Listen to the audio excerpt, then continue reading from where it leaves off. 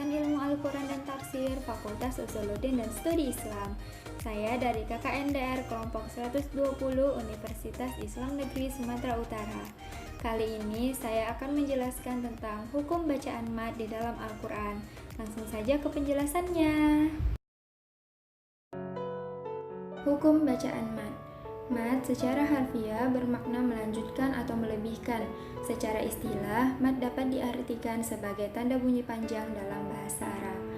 Hukum bacaan mad secara umum terbagi menjadi dua bagian. Yang pertama mad asli, yang kedua mad fara'i. Selanjutnya kita akan membahas tentang pembagian dari mad asli. Nah, mad asli terbagi menjadi 5 bagian. Yang pertama mad tabi'i. Hakikatnya, mad asli dan mad tabi'i itu sama. Hanya saja, mad asli menjelaskan secara umum, sedangkan mad tabi'i secara khusus. Tanda-tanda dari mad tabi'i adalah apabila alif yang terletak sesudah fathah, ya sukun sesudah kasroh, waw sesudah dhammah. Contohnya, alladzina yu'minuna, panjangnya 2 harokat. Yang kedua adalah mad badal. Mad badal terjadi apabila ada hamzah bertemu dengan mad yang berasal dari hamzah sukun atau bisa dibilang pengganti hamzah yang kedua. Contohnya imani. Yang ketiga adalah mad tamkin. Mad tamkin terjadi apabila ya bertasydid bertemu dengan ya sukun. Contohnya an-nabiyina. Nah, kedua mad tersebut sama-sama memiliki panjang 2 harokat.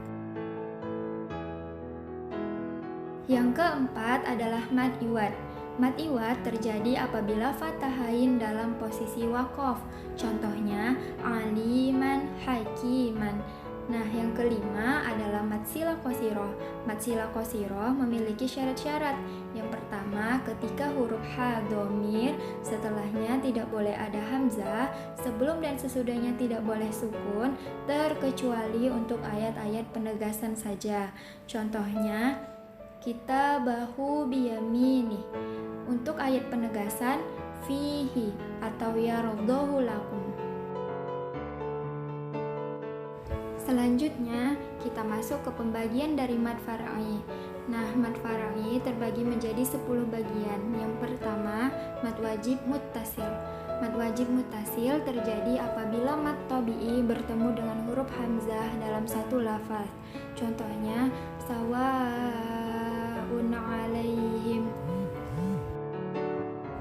Yang kedua adalah mad jaiz munfasil.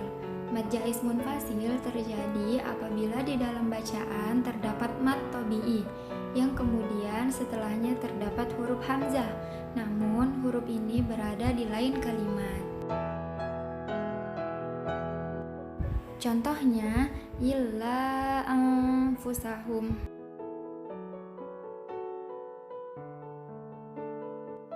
Yang ketiga adalah mad sila tawilah. Mad sila tawilah terjadi apabila ha dhamir atau kata ganti bertemu dengan huruf hamzah yang berharokat, dan huruf sebelum ha dhamir tersebut juga harus berharokat. Contohnya lahu akhladah. Yang keempat adalah mad farqi. Mad farqi terjadi apabila mad badal bertemu dengan huruf bertasydid. Contohnya adzakaroin. Yang kelima adalah mad lazim mutsaqal kilmi. Mad lazim mutsaqal kilmi terjadi apabila mad tabi'i bertemu dengan huruf yang bertasydid di dalam satu kalimat. Contohnya waladhdallin. Yang keenam adalah mad lazim muqaffaf kilmi. Mad lazim muqaffaf kilmi terjadi apabila ada mad tabi'i bertemu dengan huruf yang berharokat sukun yang tidak terletak di akhir kata. Contohnya al-ana.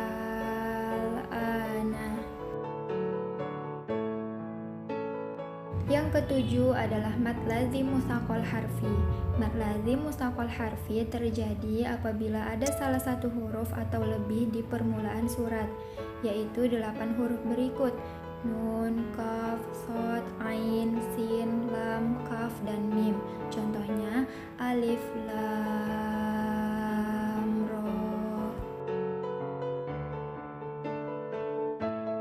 Yang kedelapan adalah mad lazim mukhaffaf harfi. Mad lazim mukhaffaf harfi terjadi apabila ada huruf-huruf di awal surah yang terdiri dari satu huruf atau lebih, yaitu dari huruf-huruf ha, ya, to, ha, dan ro. Contohnya, toha, panjangnya 2 harokat. Yang kesembilan adalah mad arid disukun. Mad arid disukun terjadi apabila mad yang disukun karena waqaf. Contohnya, la ya'lamun. Yang kesepuluh mad lin. Mad lin terjadi apabila waw atau ya sukun sebelumnya berbaris fathah. Dikatakan mad lin ketika waqaf, contohnya khauf. Demikianlah penjelasan saya mengenai hukum bacaan mad di dalam Al-Quran. Kepada teman-teman, jangan lupa untuk membaca Al-Quran dengan baik dan benar ya, sesuai dengan hukum tajwidnya.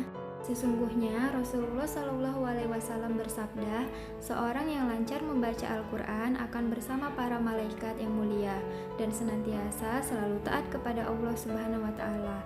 Adapun yang membaca Al-Quran dan terbata-bata di dalamnya dan sulit atasnya bacaan tersebut, maka baginya 2 pahala. Hadis riwayat Muslim. Cukup sekian penjelasan dari saya. Jika ada kesalahan, mohon dimaafkan. Wassalamualaikum warahmatullahi wabarakatuh.